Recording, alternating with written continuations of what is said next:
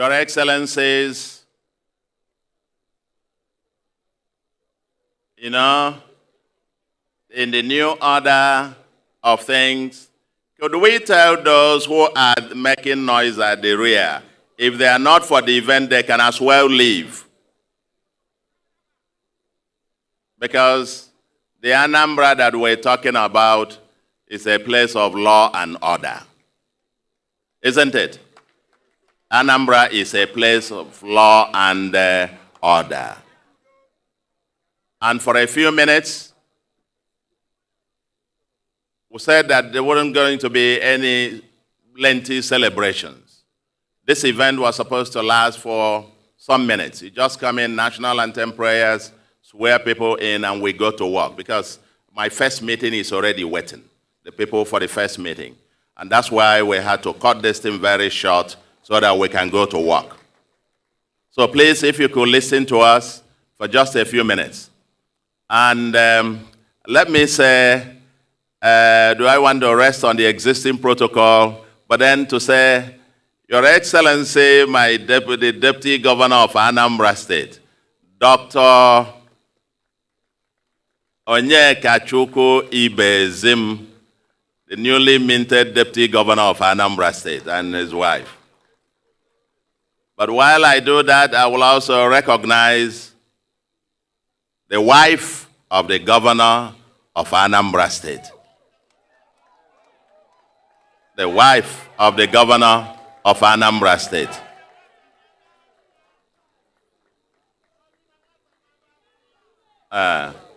Okay.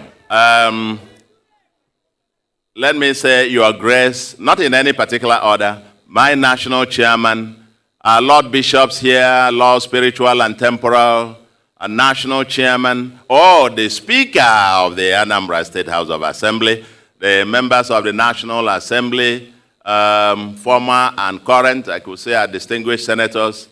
Let me not go repeat the entire protocol that has been established because we want to save time, and all protocols duly observed. Ifechukwu kwuru okwu gonu ya o. Ifechukwu dere ode gonu ya o. Ụmụnne m ndị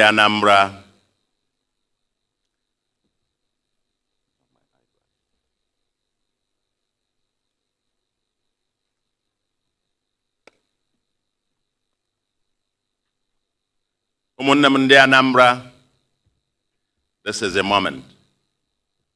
I applied for this job. My party, the All Progressive Grand Alliance, APGA, shortlisted me, and you, Umunne m ndị Anambra, interviewed and employed me as your chief servant with Dr. Onyekachukwu Gilbert Ibezim as my deputy. God ordained this moment, and we are grateful to him and to you all for the privilege to serve you. Dr. Ibezim and I will work very hard every day to make you proud. I ask millions of Ndi Anambra all over the world who have prayed for today to simply say a 1-minute prayer to commit this journey and Anambra State onto the hands of the Almighty God. Anambra will win. Before I go further, let's pay special tributes to hundreds of thousands of our friends and supporters who worked tirelessly to see us to this moment. It is not possible to list all of you here. I remember with deep sense of grief the 3 gallant police officers, Inspector Murtala Saudi, Sergeant Modashir Ahmed, and Sergeant Samuel Eshaya, who lost their lives to the unknown gunmen who attacked us at a meeting with the youth in my village last year. We pledge to continue to take care of their families. Let me particularly thank my friend and outgoing Governor of Anambra State, His Excellency Sir Willie Obiano, for being an honorable gentleman and leader.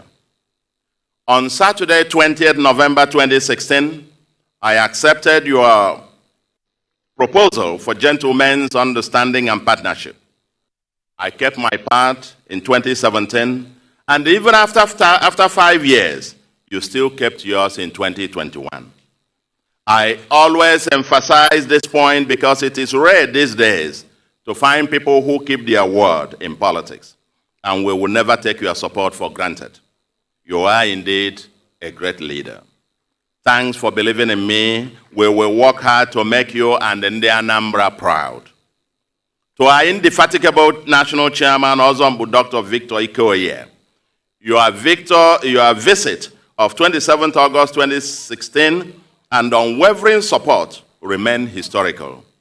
I will continue to thank all our party members, especially the members of the Board of Trustees, National Executive Council, state, local government, and ward excos, our campaign committees at all levels for their massive support. I am grateful to all the stakeholders of the Anambra project, the clergy, and I say several of our leaders in the Lord who are here, from the archbishops to the bishops, and so on, and the church, traditional rulers, Association of Anambra Town Unions, labor, market, trade, and professional unions, youth and women organizations, non-indigenous associations, businessmen and captains of industry, the diaspora community, persons with disabilities, etc., etc. We thank especially the 41 self-funding support groups who propelled this movement. Our donors and the goodwill of other Nigerian stakeholders made a significant difference. Thanks immensely to the 150 star-studded transition committee chaired by our own Dr. Mrs. Obieze. Let me once again put on record our debt of gratitude to the federal institutions, the judiciary, Independent National Electoral Commission, INEC, the security agencies, for insisting on a transparent and credible electoral system. Our eternal gratitude goes to President Muhammadu Buhari, GCFR, and the presidency for remaining Democrats. In particular, I want to thank my wife,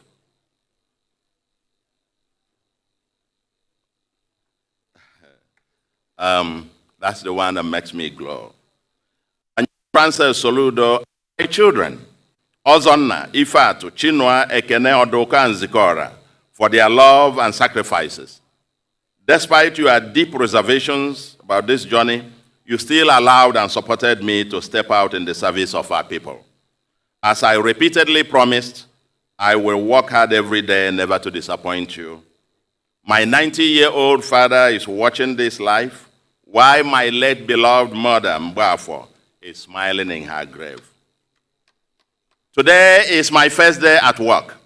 I just reported for duty, 8:55 to be precise, and will work for at least 8 hours today. And that's why I'm just eager to get this over with so we can go in and start work. We had more than a month since the election to celebrate our historic victory. Now is the time to work, and there is no minute or kobo to waste in fanfare.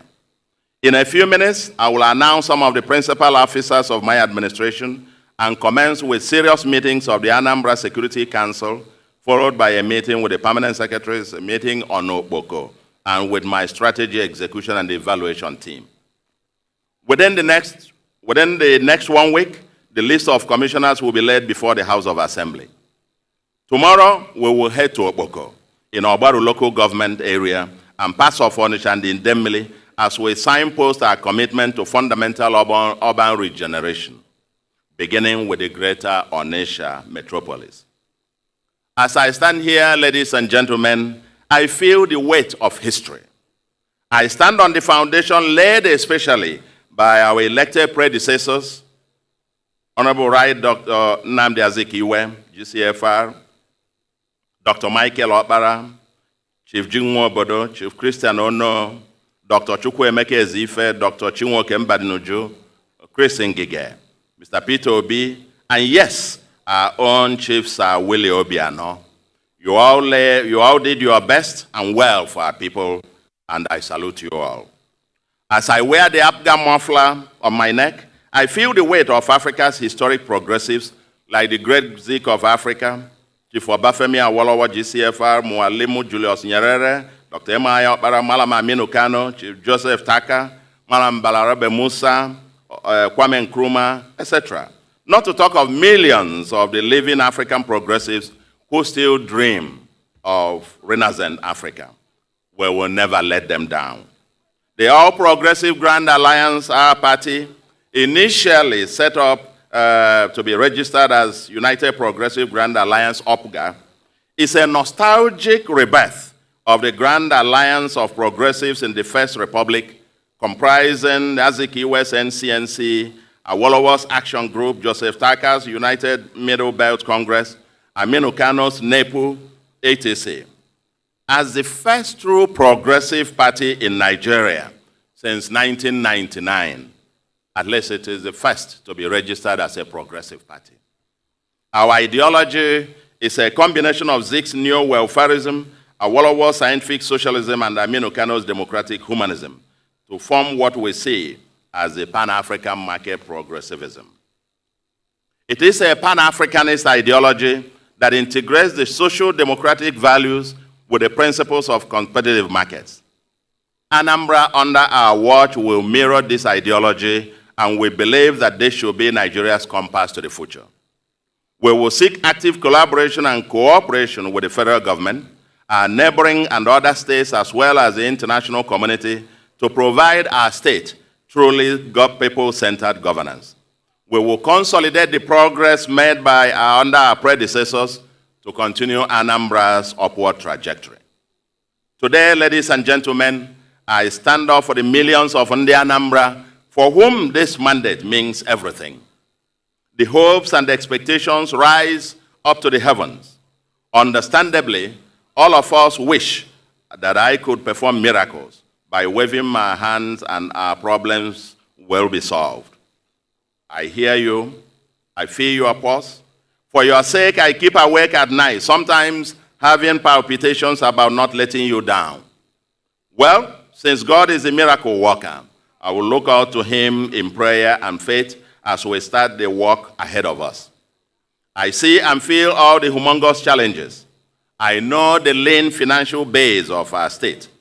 I know the limitations imposed upon a subnational state, such as Anambra, by the peculiar structure of our federation. But ladies and gentlemen, here is my promise. I will give it my all. I will work hard, very hard every day with you to make Anambra proud. Every kobo of your tax money will be deployed to provide you maximum value.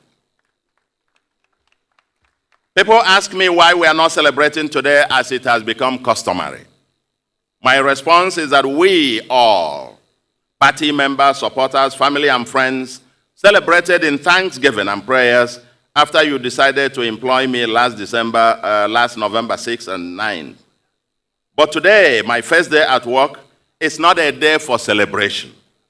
First, there is no venue that can contain the tens of thousands of Ndi Anambra and friends all over the world who would wish to join us on this historic occasion. Second, the state cannot afford any such expensive ceremonies.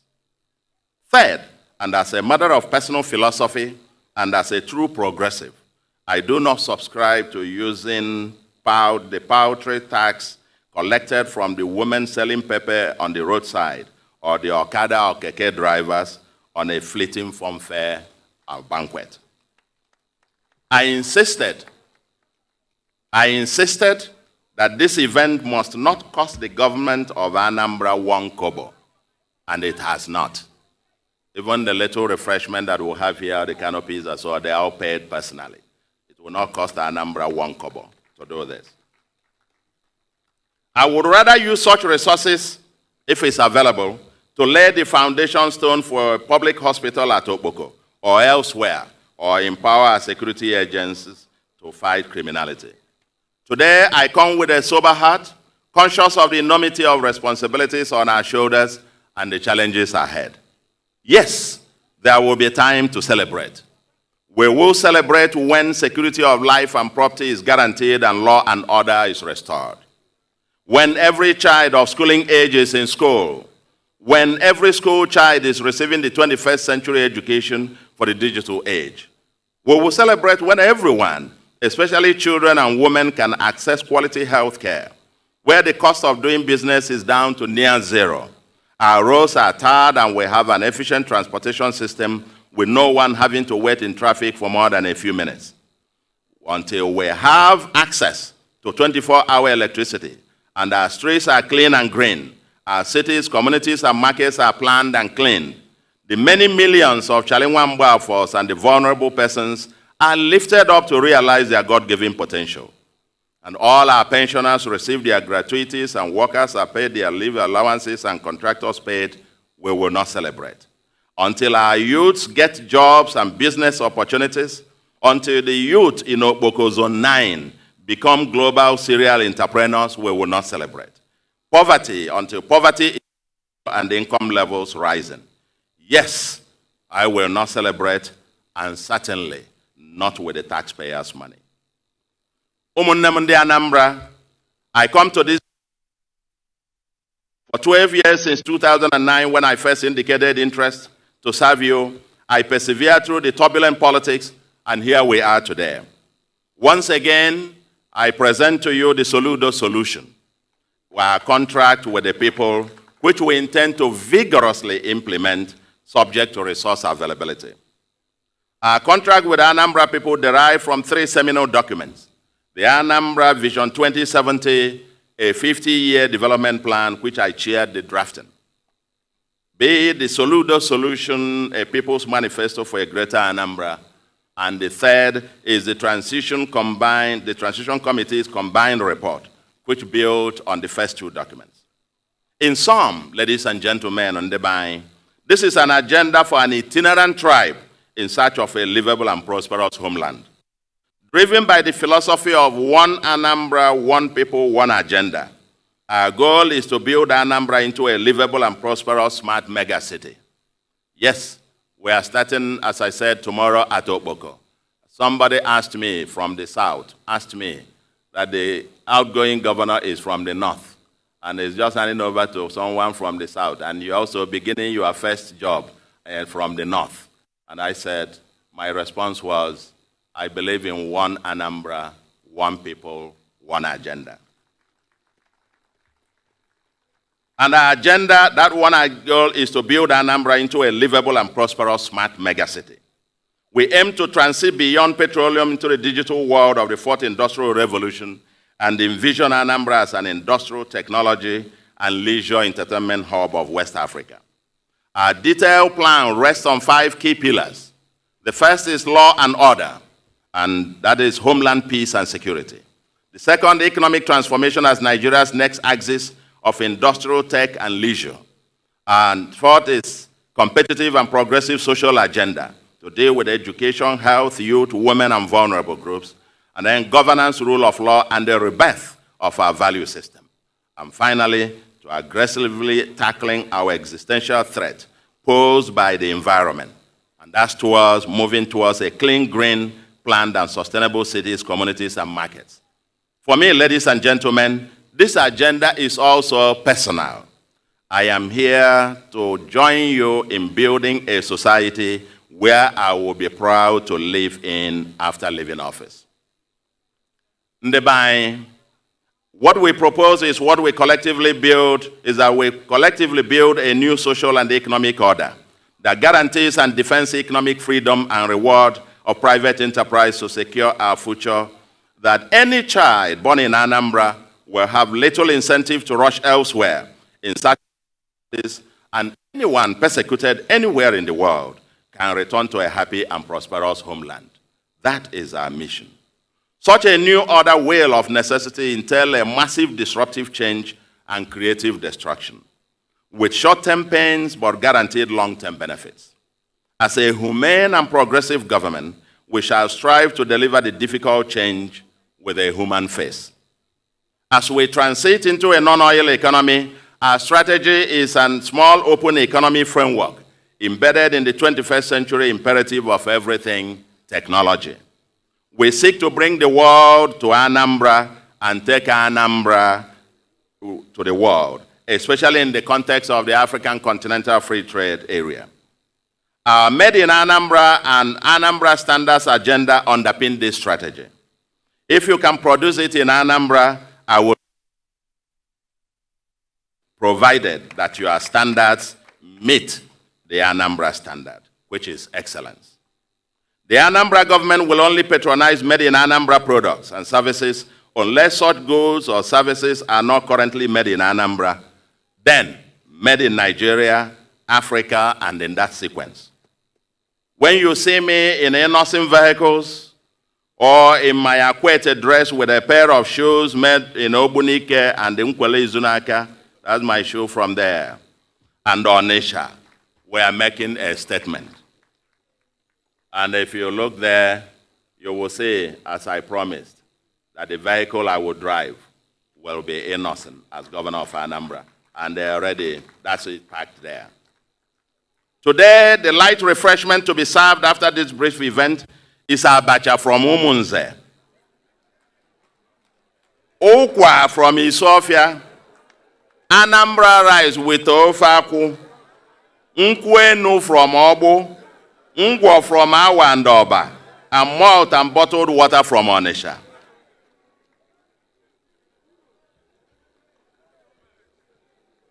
As part of our Made in Anambra cultural renaissance and healthy living agenda, when you come to the Governor's Lodge or attend any state government function, be sure to be served only made in Anambra. We want to go back to where M.I. Opera stopped with the palm revolution and plant millions of palm trees. In some years, we will seek not only to export palm produce, but also fresh palm wine from Anambra State. We will seek active collaboration with the federal government, not only to export manufactured and agricultural products, but also services, especially tech, leisure, entertainment, and skills and talents, as we seek an educational system whose products are productive at home and also exportable abroad. Anambra's greatest resource is our human capital, and we shall grow and mine this resource to its maximum, leveraging on technology. We will soon inaugurate the Anambra Innovation and Technology Advisory Council to drive the emergence of the digital tribe and mainstreaming technology and innovation across all aspects of our lives. Also, our International Investment Council, our Global Friends of Anambra in Development, as well as the Council on the Ease of Doing Business. We will conduct local government elections.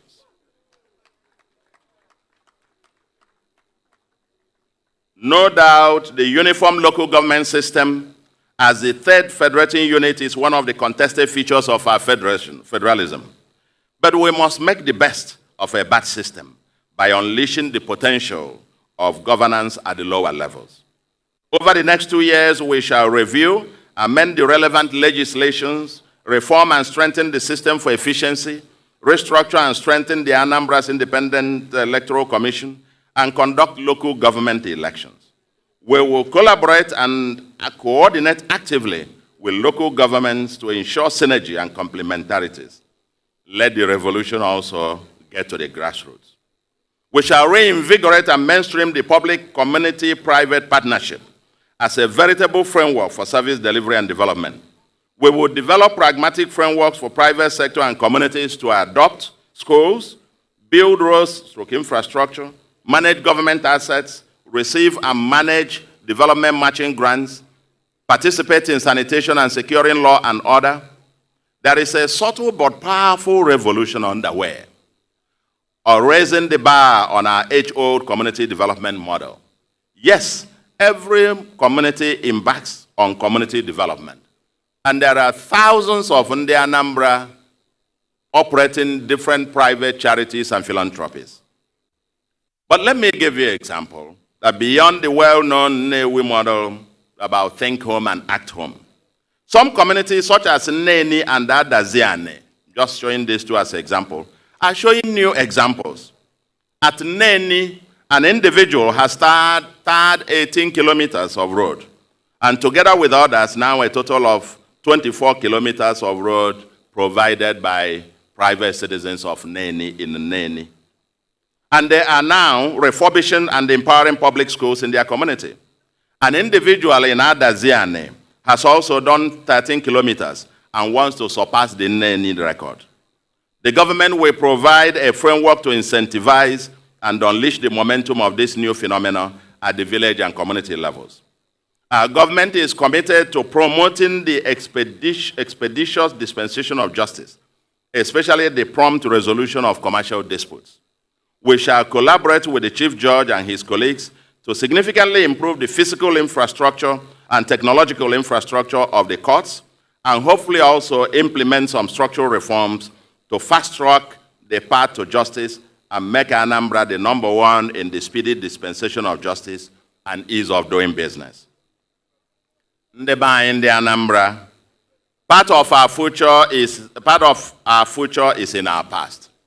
We will mainstream our values of hard work, integrity, compassion, and sanctity of life.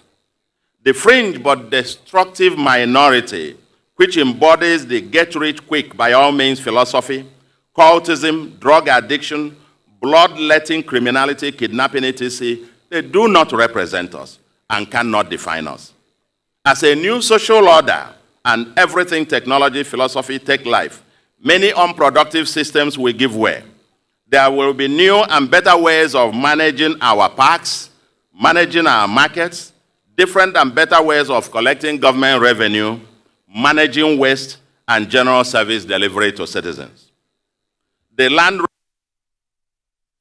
and we shall leverage on technology to ensure a responsive and accountable public service, together with our initiative for an ID for every Anambra person, wherever he or she may be, and a code of conduct for political appointees to mainstream servant leadership by example.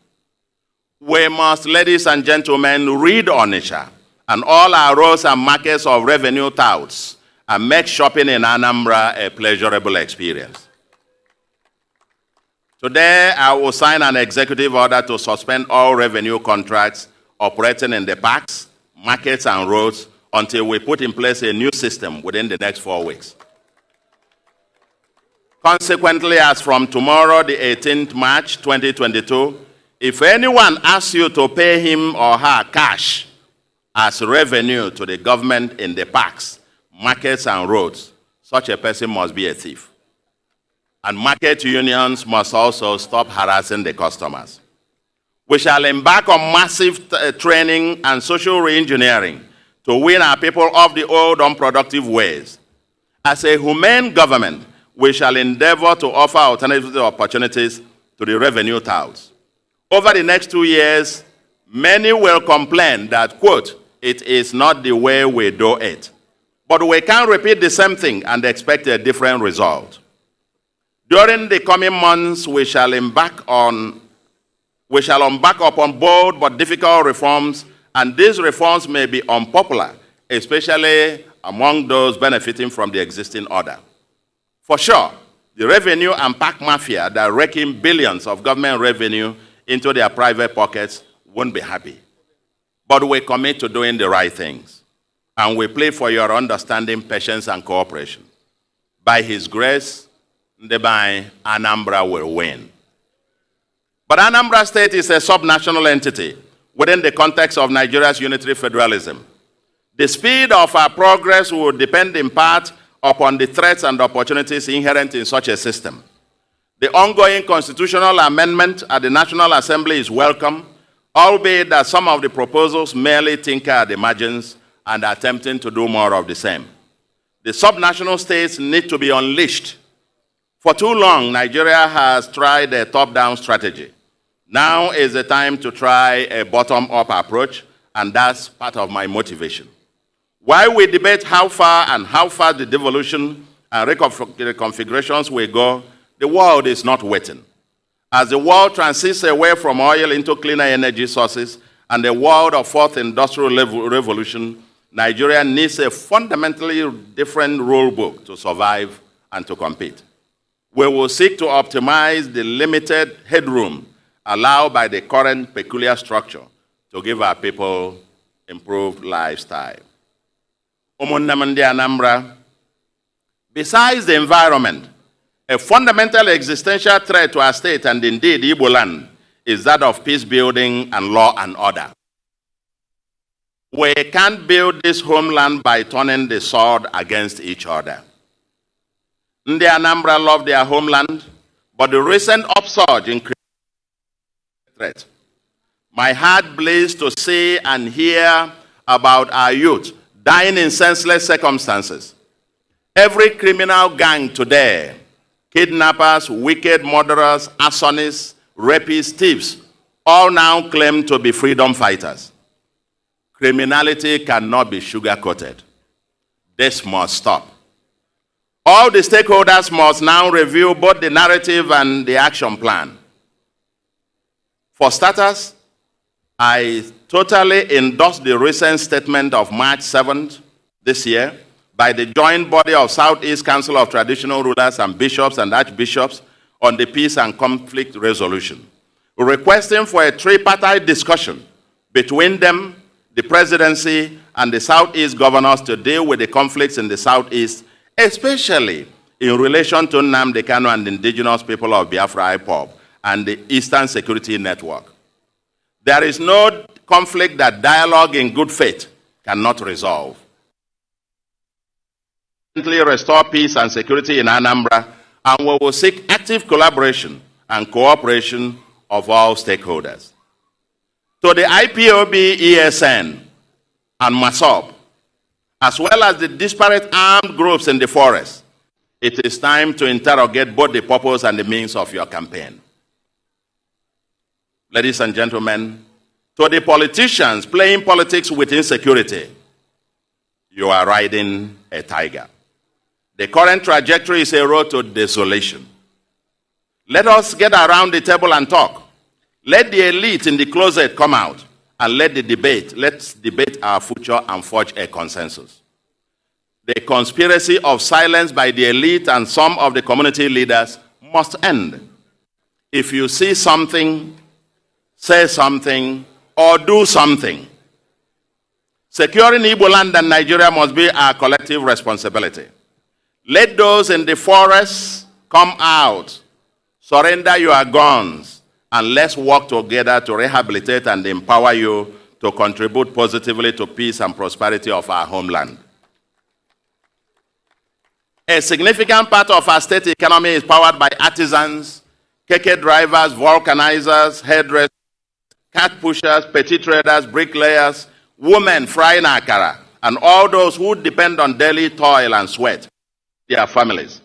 Every day there is a sit at home. These poor masses lose an estimated 19.6 billion in terms of lost income in Anambra State alone.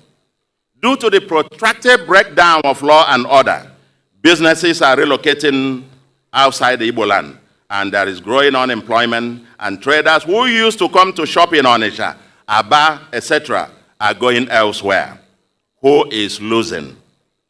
By forcing our children, the future of Igbo land, to stay at home instead of being in school, while even the critically sick people, including pregnant women, cannot go to hospital on the days you declare sit at home, we are harming our future. I hereby challenge any of the disparate groups that claim that it is not part of the senseless killings and kidnappings to step out and show leadership by joining hands with us to do something about it. If you love our homeland, there is no place for bloodshed.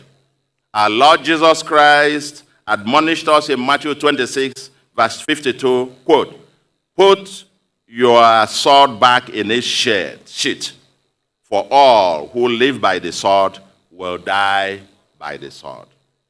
In the traditional religion, the land places a curse upon those who spill the blood of the innocent.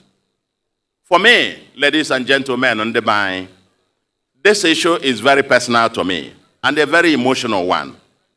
My mother, Mbafo, died during the Civil War. Her last born, Chukwuemeka, died the same during the war.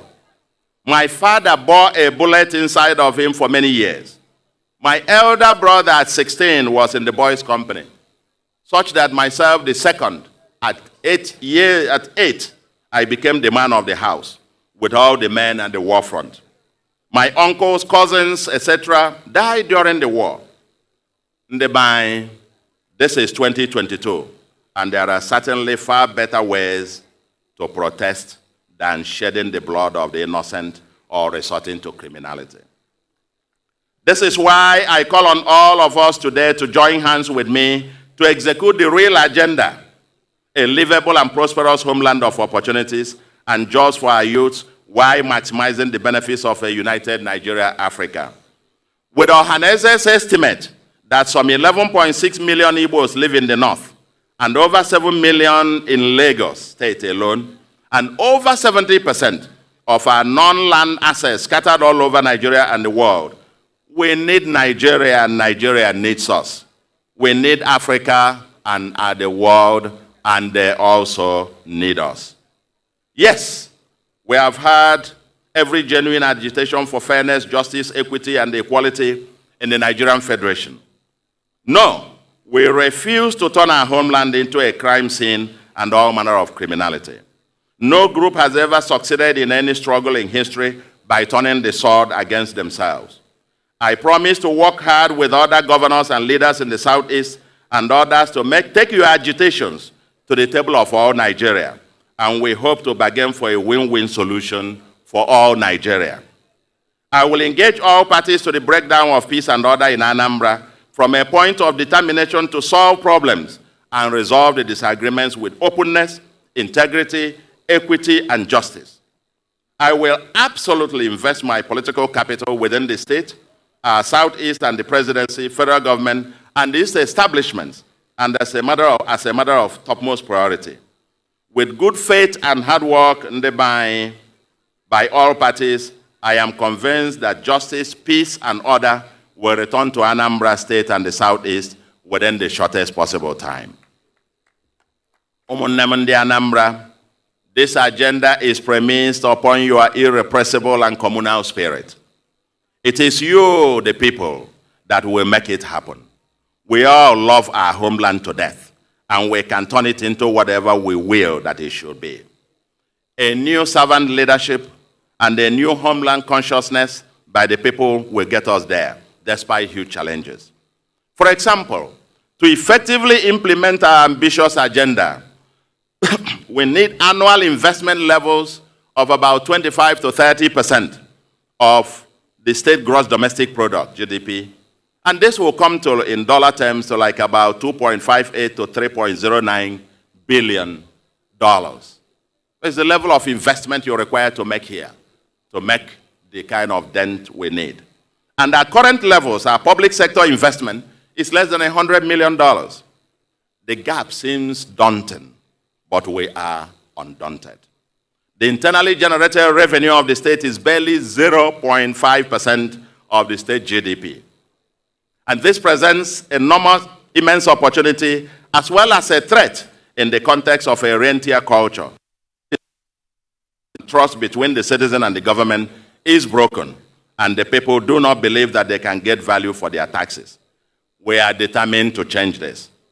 I pledge here once again, ladies and gentlemen, for us to devote every kobo of your tax money to work for you. This is your government. I'm only your employee. I commit to a transparent, accountable, judicious, and impactful use of your tax money. My litmus test for every expenditure will be to ask two questions. One, if this is my hard-earned money from work and profit, can I spend it this way? Two, is this the best way to spend the taxes and levy collected from the poor traders and Okada riders? If I cannot answer yes to both questions, then I will hesitate to deploy your money. On your part, Ndebai, we need a new chapter of active and responsive citizenship, imbued with civic responsibilities and participation. Pay your fair share of tax and sanitation and other levies and try us. I paid my 2021 tax to Anambra State, and if you care to know, at least I paid over 10 million. The keke drivers pay over 90,000 per annum. The women selling pepper and hawkers who pay 200 naira per day average over 50,000 per annum. What about you, the shop owner or trader, the lawyer, the doctor, the consultant, the journalist, the professionals, the business owner, the landlords, and so on? The question is, you want security, you want good transport network without traffic, good schools and hospitals, you want water, clean, green, and planned environment, etc. How much do you pay per month or per year. Ndị Anambra outside of Anambra must creatively pay their taxes in their primary residence, Anambra, with a new homeland consciousness and the estimated over 10 million in the Anambra outside of the state can collectively turn their homeland into the new axis of prosperity. In addition to our civic duties and responsibilities as responsible citizens, I call on all of us to go the extra mile in volunteering our time and treasure to create the homeland of our dream. Everybody is important in this journey, and I need your help to succeed. We must all strive to die empty, to give our all in aid to God's creation. Each day, every Onye Anambra must ask him or herself, quote, what have I done today to make my home state livable and prosperous? It should be part of our daily devotion. There must be a purpose in God's, why God in his infinite wisdom decided to make you Onye Anambra. In my view, that must be to live it better than you met it. No one is too poor to give or do something for Anambra. If not you, who? If not now, when? As I conclude, ladies and gentlemen, and as I close my eyes and visualize our future, I can see millions of Ndi Anambra holding hands and working hard for a glorious future. I see the skyscrapers along the banks of River Niger in Onitsha, Nnewi, Awka, Ikulobia, etc. I see a smart megacity with millions of happy and prosperous people. I see us exporting massively to the world, and the world coming to Anambra as a preferred destination to live, to work, to invest, learn, relax, and enjoy. Ndeby history beckons. Seize this moment in the Anambra, and together, let us make it count. Anambra, the light of the nation, shines. God bless you all. God bless you.